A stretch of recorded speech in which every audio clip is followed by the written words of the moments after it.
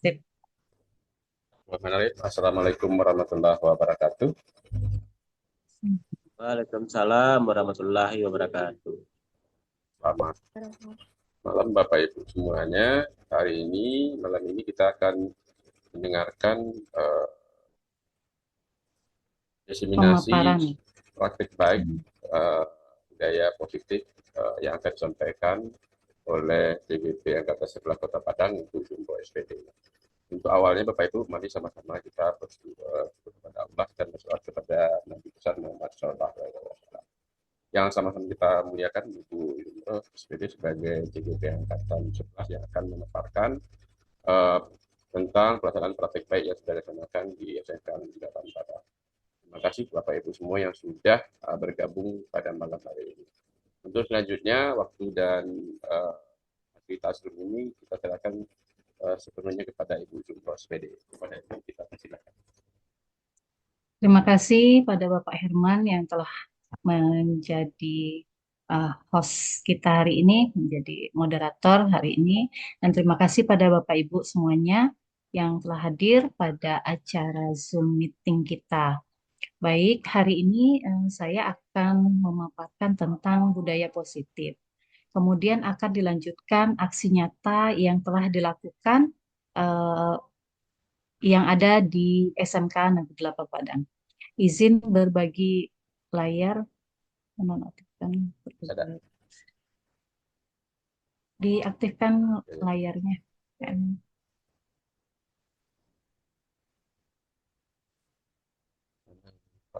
Belum.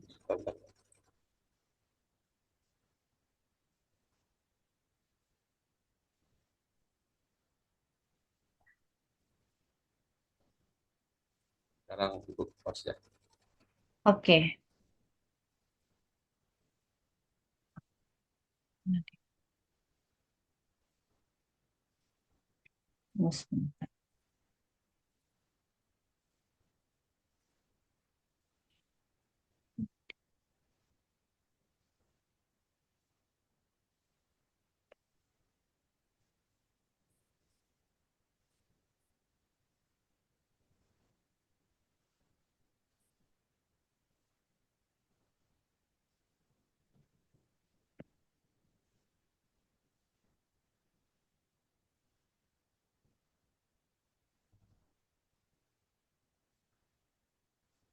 Oke.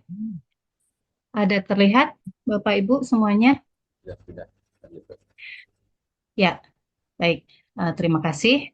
Saya akan memulai tentang eh, berbagi tentang apa itu budaya positif. Jadi budaya positif itu sebenarnya harus ada di setiap sekolah, di setiap kita, dan harus harus diterapkan kepada siswa-siswi kita, kepada murid-murid kita. Sebenarnya selama ini kita sudah ada budaya positif itu, tetapi tidak terstruktur dan tidak tahu ilmunya seperti apa. Setelah mengikuti CGP ini, Alhamdulillah, eh, ternyata budaya positif itu bisa kita terapkan dan bisa menjadikan solusi alternatif ketika kita sudah bingung untuk mengatasi kelakuan, karakter anak dan kenakalan yang ada pada murid-murid kita pada saat sekarang ini.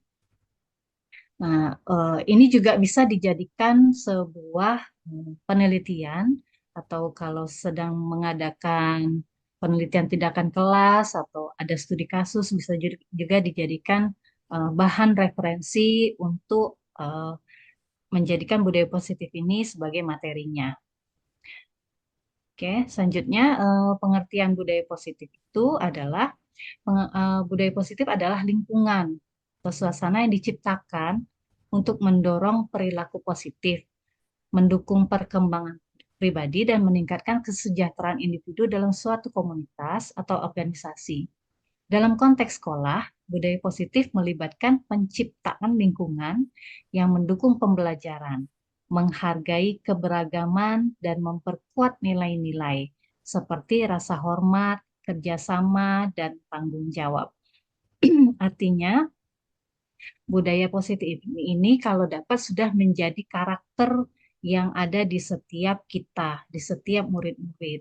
Sehingga untuk menjadikannya sebuah disiplin itu menjadi lebih mudah. Kemudian, apa tujuannya kita melakukan budaya positif ini? Yang pertama adalah meningkatkan prestasi akademik. Dengan budaya positif, anak-anak lebih teratur dan terarah. Kemudian mengembangkan karakter dan nilai positif sehingga apa yang yang menjadi potensi dari siswa kita, dari murid-murid kita itu akan keluar. Yang ketiga, menciptakan lingkungan yang aman dan nyaman.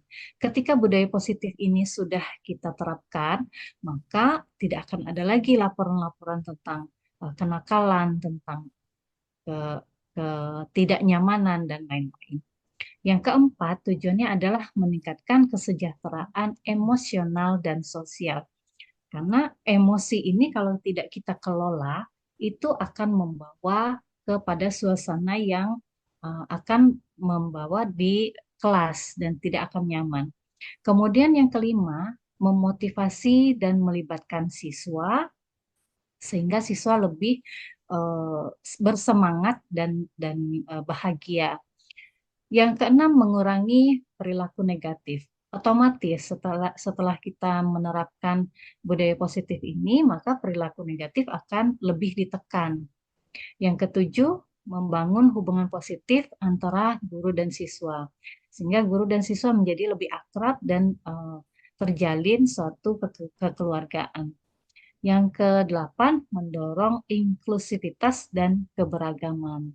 Nah, budaya positif ini tidak menutup kemungkinan itu mengembangkan semua potensi dan bakat minat yang ada pada murid-murid kita.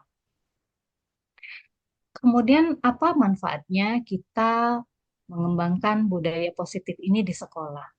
Yang pertama adalah meningkatkan kesejahteraan dan kepuasan, kemudian mengurangi stres dan konflik, karena selama ini di sekolah kadang-kadang melihat murid-murid yang kurang disiplin, kita jadi stres sendiri.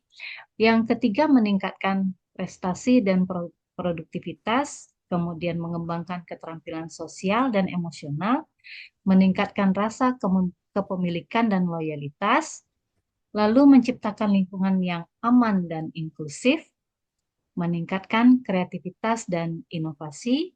Yang kedelapan, meningkatkan hubungan antar individu. Kemudian mengurangi perilaku negatif dan memfasilitasi pertumbuhan pribadi dan profesional. Yang terakhir, meningkatkan keterlibatan dan partisipasi. Sebenarnya manfaat ini banyak dan luas, tapi ini yang bisa kita terapkan di sekolah. Nah, ruang lingkup dari budaya positif ini antara lain ada 4.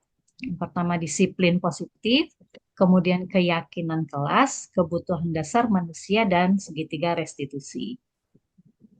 Kita masuk ke disiplin positif. Disiplin positif itu merupakan pendekatan untuk mengelola perilaku siswa di sekolah yang berfokus pada penguatan perilaku yang baik dan pembelajaran sosial emosional daripada hukuman atau tindakan menghukum.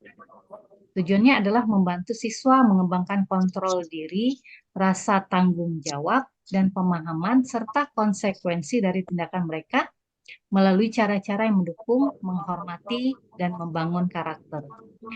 Disiplin positif ini adalah sebuah pendekatan yang bisa kita terapkan di sekolah. Karena ternyata yang selama ini kita lakukan, terutama saya ya, diri sendiri itu biasanya hukuman adalah salah satu solusi. Ternyata pada disiplin positif tidak boleh. Menghukum itu tidak boleh. Kemudian memberikan kata-kata negatif juga tidak boleh. Kenapa seperti itu? Karena nanti siswa itu akan mengulang kembali apa yang sudah dia kerjakan, hal-hal yang negatif yang dia kerjakan tidak tertanam kuat pada dirinya karena eh, rasa tanggung jawab dan kontrol dirinya tidak masuk ke dalam eh, karakternya seperti itu. Jadi disiplin positif ini intinya adalah membangun karakter. Pak, sebentar Pak, matikan dulu Pak. Ada yang ada Ya, yang ini Pak. Aiman, bentar Pak Aiman, buka pintu lu. Ada tamu aja. Baik, jadi ketika disiplin positif ini sudah kita tanamkan, sudah kita berikan kepada siswa melalui keyakinan kelas dan lain-lain yang nanti kita jelaskan, itu insya Allah mudah-mudahan siswa akan eh, uh, kontrol dirinya menjadi lebih baik. Selanjutnya, keyakinan kelas. Keyakinan kelas ini adalah nilai-nilai kebajikan yang universal yang diyakini dan disepakati bersama di dalam kelas. Selama ini kita merasa keyakinan kelas ini seperti aturan-aturan yang harus ada di dalam kelas. Ternyata bukan seperti itu. Keyakinan kelas ini adalah suatu nilai yang ketika kita atau murid itu melanggar, nah, dia akan merasa tidak enak, tidak nyaman seperti itu. Misalnya saling menghargai, mandiri, bekerja sama, toleransi, kreativitas, rasa ingin tahu, percaya diri, dan lain-lain. Nah, ketika ada anak murid yang eh, misal contohnya dia eh, tidak menghargai temannya. Nah, disitulah kita kalau sudah kita buat keyakinan kelas, kita bisa mengembalikan ke mereka. Ini benar atau tidak, ini baik atau tidak seperti itu. Dan meminta pendapat dia bagaimana baiknya. Artinya, keyakinan kelas ini memang harus kita buat di setiap semester, di setiap awal tahun pada semester awal. Nah, setelah kita buat, kita bisa menjalankannya di dalam semester tersebut. Kalau seandainya ada yang tidak cocok, maka bisa jadi kita diskusikan kembali, kita bicarakan kembali dengan para murid-murid di kelas kita. Ini khususnya untuk para wali kelas. Tetapi untuk guru mata pelajaran juga bisa dibuat untuk aturan-aturan seperti ini dalam keyakinan kelas. Artinya setiap kita masuk itu ada keyakinan-keyakinan yang harus disepakati oleh eh, murid-murid tersebut. Selanjutnya tentang kebutuhan dasar manusia. Bahwa setiap manusia itu ada 5 kebutuhan dasar yang harus terpenuhi. Yang pertama itu untuk bertahan hidup, kemudian penguasaan, kasih sayang dan rasa diterima, kesenangan, dan kebebasan. Terutama murid, ketika salah satu kebutuhan dasar ini tidak terpenuhi, maka dia akan mencari. Artinya, ketika contohnya misalnya kasih sayang atau rasa diterima dia tidak ada, maka dia akan jadi anak-anak yang minta diperhatikan, minta disayangi, minta diterima. Nah, biasanya anak-anak yang suka mengganggu atau ingin menang sendiri atau apapun itu yang negatif-negatif, pada teori kebutuhan dasar manusia ini ternyata dia adalah kekurangan dari kebutuhan-kebutuhan dasar dari diri mereka itu. Maka kita sebagai guru sebaiknya harus mengetahui apa saja kebutuhan dasar manusia dan bagaimana cara memenuhinya untuk para siswa kita. Selanjutnya itu tentang segitiga restitusi. Segitiga restitusi ini adalah segitiga suatu penerapan yang membuat artinya ketika ada suatu masalah kita tidak boleh langsung menghakimi, harus ada 3 tindakan. Yang pertama itu menstabilkan identitas, yang kedua menanyakan yang kedua validasi tindakan yang salah, kemudian menanyakan keyakinan. Contohnya seperti kasus yang saya alami kemarin yang sudah dijadikan aksi nyata itu anak-anak yang ada laporan dari guru mata pelajaran ada 4 orang anak yang tidak masuk pada pelajaran ibu tersebut. Nah, guru tersebut melapor kepada saya karena saya adalah wali kelasnya. Kemudian besok harinya keempat anak ini dipanggil. Nah, untuk dipanggil itu kita harus yang pertama menstabilkan identitas dulu. Artinya ditanya, kenapa kalian kemarin tidak masuk? Ternyata alasannya adalah mereka rapat OSIS. Nah, ketika rapat OSIS, mereka tidak minta izin untuk tidak masuk ke kelas. Nah, gurunya marah karena pelajaran tersebut adalah penting dan praktek. Takutnya nanti mereka ketinggalan pelajaran. Kemudian setelah menstabilkan identitas, kita bertanya tentang anak-anak tersebut, menetralkan. Nah, kemudian validasi tindakannya salah. Bertanya kepada siswa tersebut, apakah tindakan kalian ini benar? Seperti itu. Nah, mereka akan menjawab eh, tidak. Nah, karena harusnya itu mereka harus minta izin dulu. Nah, jadi seperti itu. Nah, kemudian setelah mereka memberikan alasan dan sebagainya, kita menanyakan keyakinannya lagi. Jadi yang mana yang harusnya seperti apa?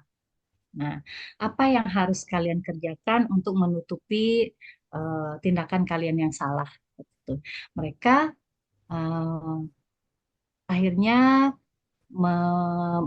memberikan solusi. Yang pertama meminta maaf kepada gurunya, kemudian menyusulkan tugas-tugas yang belum dikerjakan dan berjanji ketika akan eh, tidak masuk lagi mereka akan minta izin. Nah, itu mungkin Pak Herman sebagai moderator yang bisa saya sampaikan untuk materi pada kali ini. Kemudian saya juga akan berbagi tentang aksi nyata yang sudah kita buat kemarin dan sudah kita sebenarnya sudah didesimulasikan. Satu lagi aksi nyata. Ya, silakan Bu. Nah, Ya, oke. Nah, ini aksi nyata budaya positif yang sudah saya sebenarnya sudah dipresentasikan kemarin di jurusan, yaitu antara lain eh, seperti tadi apa itu budaya positif, manfaat budaya positif, kemudian ada kapan masanya, perencanaan, pelaksanaan, refleksi, dan penguatan. Nah, ini adalah perencanaan aksi nyata budaya positif saya. Langkah pertamanya adalah eh, membuat rencana aksi dan melakukan observasi, wawancara diskusi dengan guru dan murid. Selanjutnya, analisa tentang kondisi murid. Nah, ini ketika saya berdiskusi dengan Bapak Wakil Kurikulum di sekolah tentang bagaimana penerapan disiplin budaya positif. Selanjutnya, diskusi dengan teman sejawat eh, bagaimana merancang kesepakatan sesuai dengan kelas yang diampu. Ada beberapa rancangan butir-butir kesepakatan kelas yang disusun untuk kelas busana. Dan ini masing-masing guru nanti akan menyampaikan di kelas mereka masing-masing. Misalnya datang tepat waktu, keluar dan masuk kelas harus seizin guru, menjaga kebersihan diri dan diri kelas dan bengkel, berpakaian rapi dan bersih, mengerjakan tugas sesuai jadwal yang telah ditentukan, bermake up sederhana ketika sekolah, kemudian memakai smartphone dengan smart dan saling menghargai. Kemudian budaya positif ini sudah didesimulasikan dengan teman sejawat juga waktu itu tentang penerapan disiplin positif dan pengertian dan perlakuan yang akan diterapkan pada murid-murid. Nah, selanjutnya adalah pembuatan bahan ajar yang memunculkan terciptanya budaya positif di dalam kelas, membuat modul-modul dan bahan-bahan ajar yang dilengkapi dengan eh, budaya-budaya positif di dalamnya. Di dalam modul tersebut ada tujuan pembelajaran, karakter murid, minat dan bakat, dan sumber daya yang tersedia. Dengan memperhatikan hal itu, kita akan merancang perangkat ajar lebih efektif dan sesuai dengan kebutuhan murid. Selanjutnya, pelaksanaan budaya positif di dalam kelas. Di dalam kelas kita membuat kesepakatan kelas dengan murid-murid dan itu sudah terjadi ketika awal semester kemarin. Ini adalah contoh beberapa penerapan budaya positif di kelas. Misalnya di awal dan di akhir diterapkan membaca doa dan salam, kemudian murid difasilitasi dengan media pembelajaran dan sesuai dengan materi pembelajaran. Kemudian ini contoh murid-murid diberi kebebasan dalam belajar untuk membuat mereka nyaman tanpa mengganggu kenyamanan kelas warga kelas yang lain. Boleh difoto, boleh duduk di bawah, kemudian berkelompok dan sebagainya. Ini adalah contoh penerapan budaya positif di kelas. Dalam situasi tertentu, murid diberikan bimbingan individu. Sebelum pembelajaran diakhiri dulu, dipastikan ruang kelas dalam keadaan bersih. Kemudian guru berkala di lokal masing-masing. Dan kemudian tentang penerapan segitiga restitusi yang sudah diceritakan tadi untuk menindaklanjuti permasalahan murid.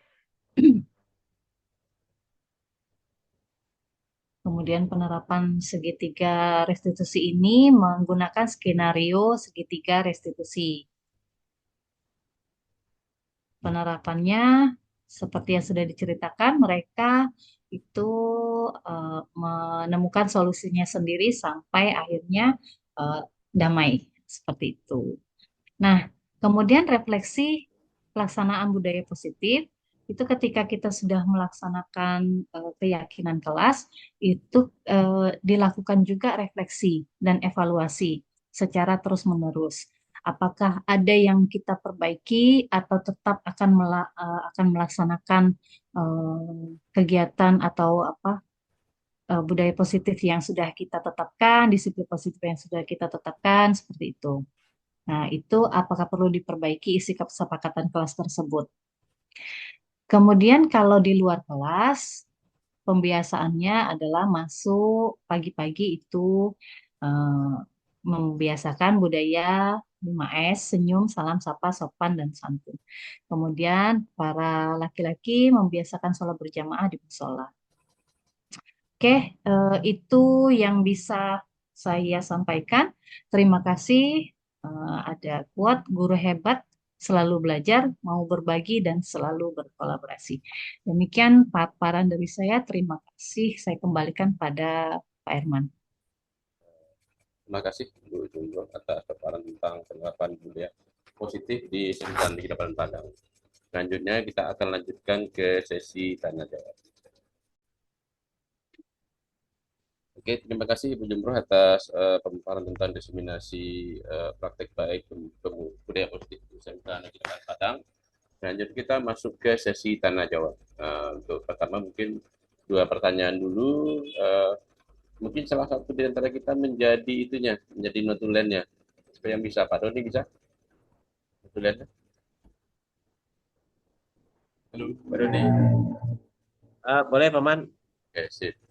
Kita minta Pak Doni mungkin notulennya. Nanti ada untuk sesi pertama kita minta untuk 2 penanya dulu. Silakan Bapak Ibu kalau ada yang ditanyakan tentang apa yang sudah disampaikan oleh Ibu pemateri kita tadi. Silakan raise hand Bapak Ibu kalau ingin bertanya.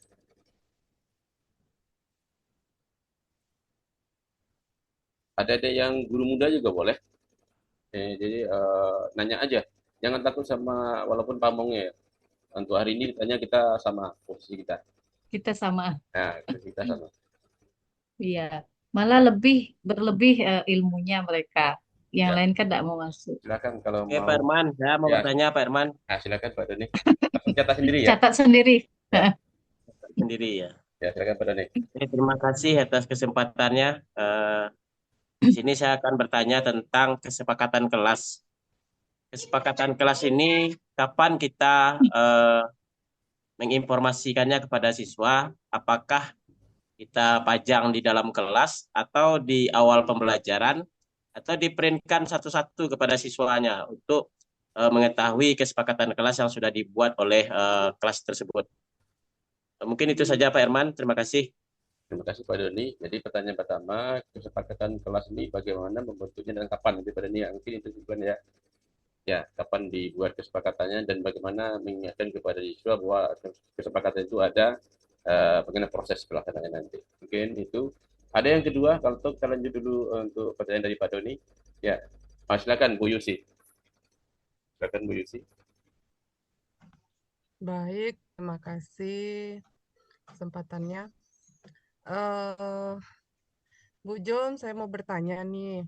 Apa yang Bu Jom sampaikan tadi sangat mencerahkan kita ya, apalagi untuk guru-guru muda ini yang mau jadi calon-calon guru hebat semuanya. Karena kita lihat dari yang Ibu paparkan tadi cukup mencerahkan bagi kami ya. Nah, di sini saya tertarik masih dengan pertanyaan tidak jauh berbeda dengan Pak Doni. Pertanyaan yang pertama yaitu, apakah berbeda antara kesepakatan kelas dengan keyakinan kelas? Yang pertama. Nah, jika memang berbeda, itu letak perbedaannya bagaimana? Apakah kita buat kesepakatan dulu atau apa? Itu yang pertama. Terus yang kedua, jika itu terjadi di kelas kita, ternyata ada siswa yang melanggar kesepakatan kelas yang telah kita buat dan kita jadikan sebagai keyakinan kelas. Nah, jika itu terjadi di kelas, kira-kira langkah apa yang sudah sejauh mana langkah Bu Zum menerapkan segitiga restitusi tersebut? Nah, itu yang mau ditanyakan, Bu. Terima kasih. Ya, terima kasih Bu Yusi Rawati, salah satu CGP kita juga. Pertanyaannya adalah pertama, apakah sama antara kesepakatan kelas dengan keyakinan kelas ya? Dan kalau memang kalau itu sama berarti tidak ada masalah. Tapi kalau ada perbedaan, di mana bedanya? Dan bagaimana prosesnya itu sehingga dari keyakinan kelas, dari kesepakatan kelas menjadi keyakinan kelas kalau yang berbeda.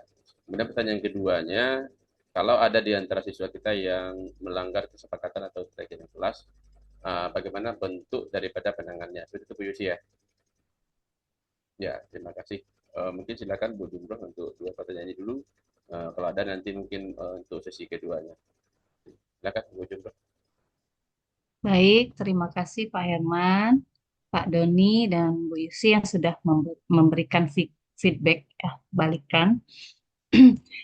Jadi kalau menurut pengalaman itu kesepakatan kelas itu diadakan ketika di awal semester. Tetapi semester kemarin sebenarnya kita sudah melakukan kesepakatan kelas itu biasanya. Tetapi setelah tahu ilmunya, memang betul seperti itu gitu. Memang harus di awal kita menerapkan kesepakatan kelas untuk membuat kelas tersebut di awal semester menjadi lebih bergairah atau lebih hidup untuk kedepannya dan menjadikan murid-murid menjadi tahu aturannya. Kalau di awal sudah tidak kita berikan alurnya, tidak diberikan rambu-rambunya, maka dikhawatirkan nanti ketika jalan semester itu murid-murid tidak tahu dengan eh, hak dan kewajibannya. Maka sebaiknya kesepakatan kelas dilaksanakan ketika awal semester. Ini tuh jawaban untuk Pak Doni. Kemudian untuk Bu Yusi, apakah sama kesepakatan kelas dengan keyakinan kelas? Seperti itu. Nah, jadi keyakinan kelas itu bahasa universal, bahasa yang sudah umum dan tidak terbantahkan Nah, jadi bahasa itu tuh kita jadikan kesepakatan kelas. Artinya, kesepakatan kelas adalah kalimat-kalimat yang mengandung bahasa universal, bahasa dari keyakinan-keyakinan kelas. Nah, seperti itu. Misalnya, bahasa yang sudah umum, contohnya adalah bergotong royong, misalnya. Nah, itu kan tidak terbantahkan. Tidak ada orang yang tidak suka gotong royong. Tidak ada orang yang melarang gotong royong. Artinya, itu bisa dijadikan suatu kesepakatan kelas. Kemudian misalnya saling menghargai. Nah, itu juga tidak terbantahkan karena itu adalah bahasa universal yang sudah dimengerti dan diterapkan di mana-mana. Ketika murid-murid sudah tidak menghargai, maka dia sudah melanggar kesepakatan kelasnya, sudah melanggar keyakinan-keyakinan yang sudah kita pilih untuk kesepakatan kelasnya.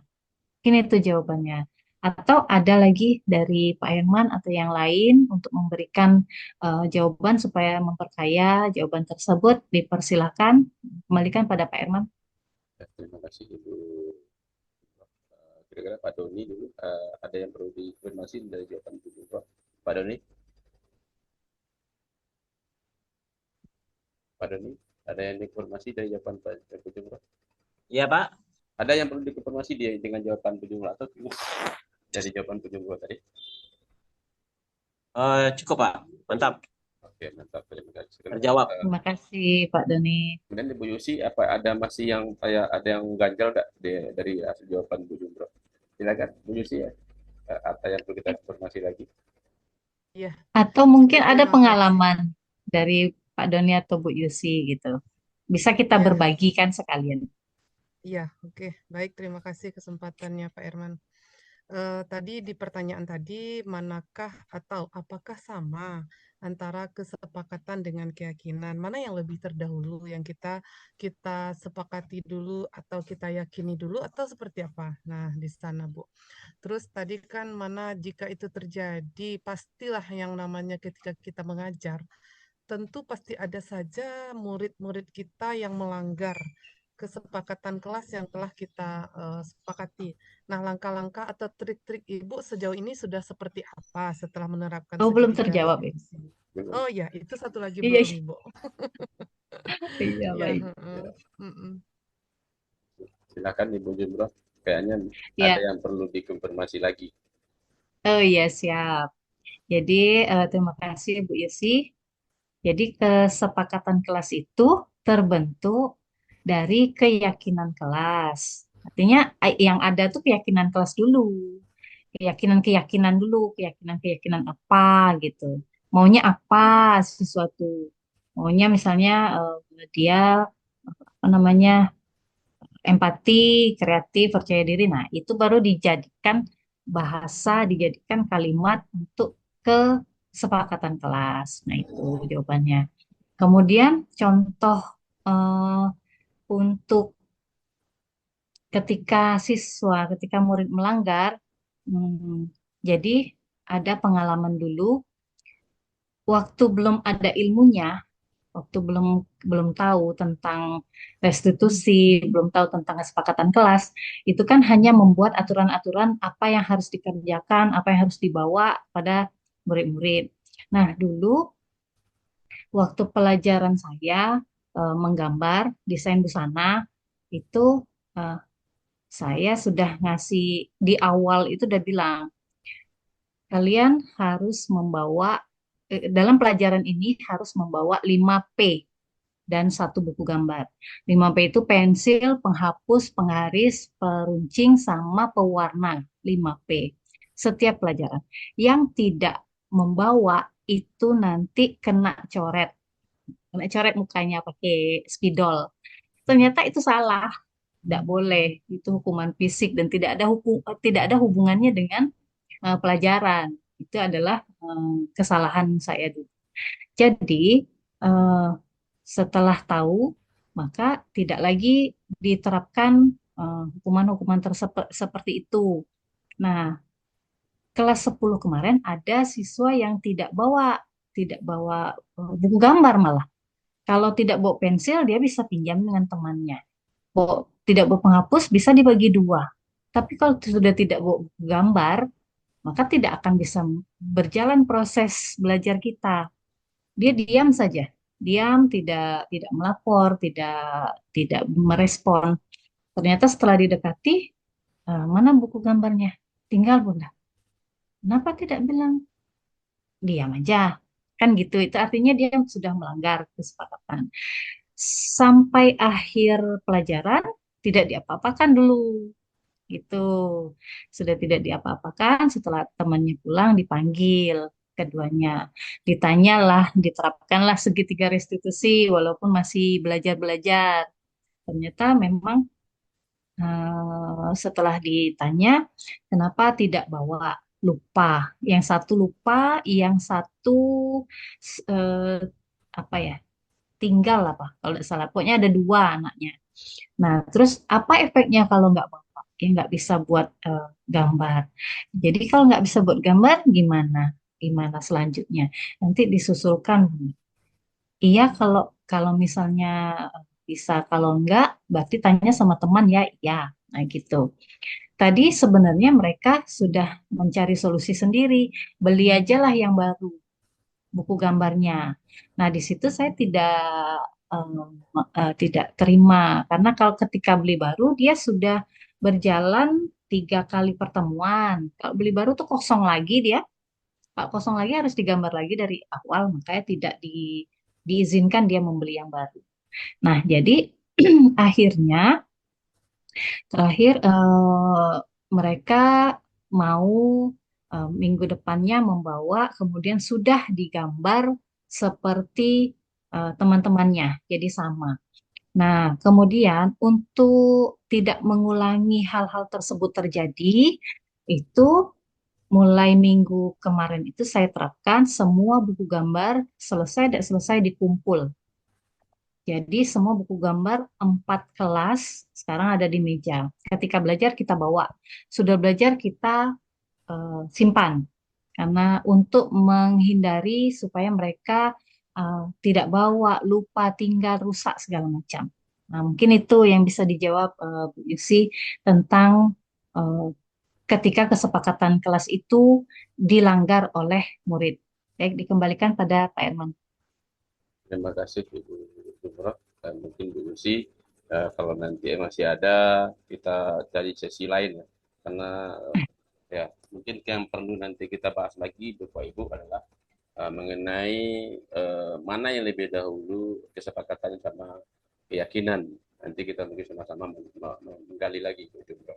Karena itu mungkin kita gali lagi karena itulah letaknya budaya presiden yang perlu diterapkan di sekolah. Kemudian khusus nanti untuk dari Bu Santi atau Ibu Ai atau guru-guru muda ada yang mau nanyakan tentang ini? Tanya aja. Artinya yang berhubungan dengan bagaimana sih penerapan apa itu budaya positif? Kira-kira bagaimana sih penerapannya? Apa sih bedanya dengan aturan? Kira seperti itu ya, adik-adik kami guru muda. Ada yang perlu ditanyakan? Silakan resen kalau Tidak ingin. apa-apa, Ya, tidak apa-apa. ya, silakan resen kalau mau nanya. Kalau enggak, Bapak Ibu, mungkin kita cukupkan sampai di sini sesi kita hari ini dalam rangka diseminasi penerapan budaya positif oleh Ibu Jumbo SPD, calon guru penggerak angkatan 11 Kota Padang. Mudah-mudahan pertemuan kita pada hari ini mempunyai makna untuk kita semua dan ada kemajuan nanti untuk kedepannya untuk tempat kita kita melakukan pengabdian. Bapak Ibu, demikian dari saya. Mohon maaf kalau ada kesalahan dan sekali lagi terima kasih kepada Ibu Jumroh yang sudah mau berbagi. Terima kasih pada kawan-kawan adik-adik kami yang sudah mau saling berdiskusi pada malam hari ini. Akhir kata kita akhiri dengan bacaan alhamdulillahirobbilalamin. Billahi taufiq wal hidayah. Assalamualaikum warahmatullahi wabarakatuh.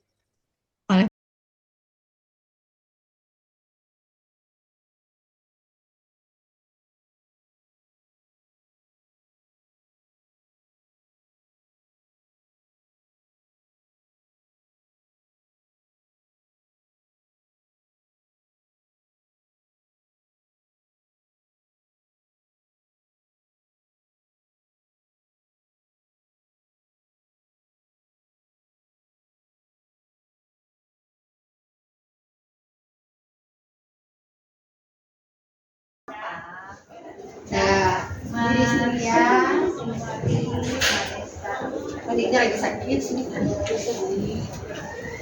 Gak maju mal. Iya, Bun. Udah acting aja.